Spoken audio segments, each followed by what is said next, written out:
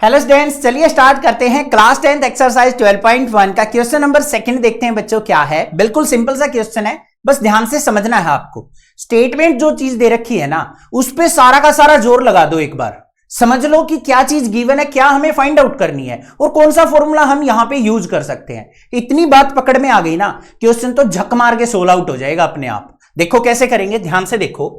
A vessel is in the form of a hollow hemisphere mounted by a hollow cylinder। क्या कहा है भाई, एक वेसल बना हुआ है जिसमें नीचे तो हमारा क्या है, हेमिस्फेयर है। होलो, होलो मतलब खाली हेमिस्फेयर है और उसके ऊपर एक सिलेंडर चिपकाया गया है। आगे क्या कहा है, the diameter of the hemisphere is 14 centimetre and the total height of the vessel is 13 centimetre. अब जो हमारा नीचे हेमिस्फेयर है ना, उसका डायमीटर तो 14 सेंटीमीटर दे दिया और जो पूरा का पूरा वेसल बन के तैयार हुआ है हमारा, उसकी हाइट 13 सेंटीमीटर दे दी। क्या पूछा है, find the inner surface area of the vessel. तो हमें यहां पे क्या करना है, इस पूरे वेसल का inner surface area find out करना है। अब ये इनर हो आउटर हो, ये होता है डराने के लिए, ठीक है। तो यहां पे टोटली हमें क्या करना है, curved surface area find out कर लेना है। अब आपके माइंड में आ रहा होगा, सर कर्व्ड सरफेस एरिया क्यों निकाल रहे हो आप, टोटल सरफेस एरिया क्यों नहीं निकाल रहे। वो बात ध्यान से सुन लो, यहीं पे बच्चे उलझते हैं।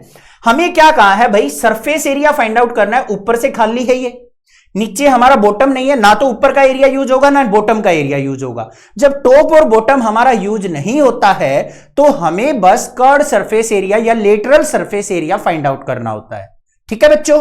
अगर टोटल सरफेस एरिया निकालना होता ना तो यहां पे वो मेंशन करके देता आपको।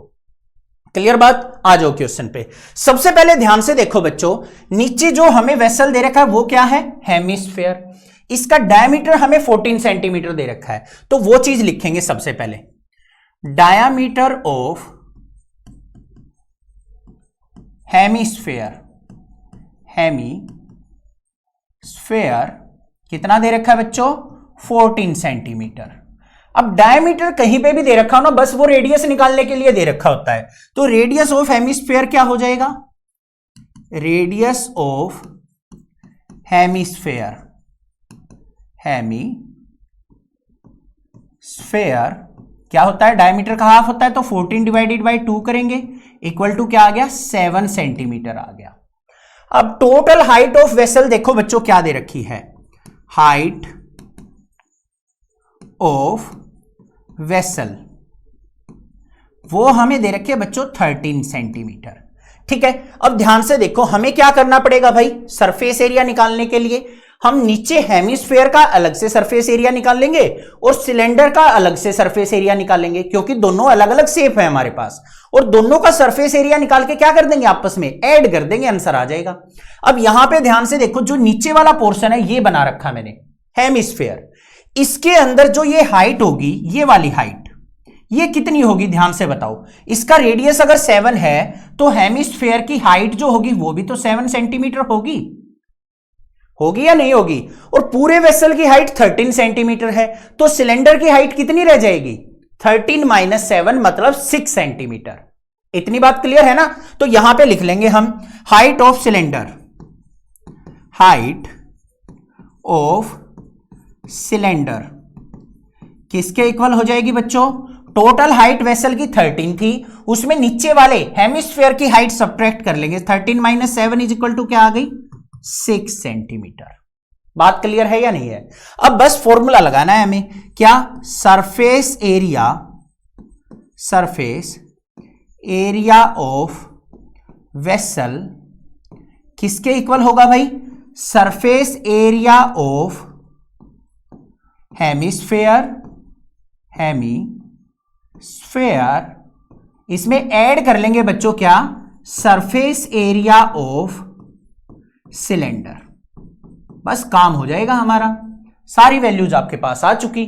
अब वैल्यू देख लो यहां पे क्या आएगी, सरफेस एरिया ऑफ हेमिस्फेयर का फॉर्मूला क्या होता है, जल्दी सोचो, 2 pi r square, 2 pi r square plus में सरफेस एरिया ऑफ सिलेंडर का फॉर्मूला क्या होता है, जल्दी सोचो, 2 pi r h. Value put कर ली हमने, दोनों फॉर्मूले लिख लिए। अब इसमें से जो कॉमन आ रहा है ना वो कॉमन निकाल लो।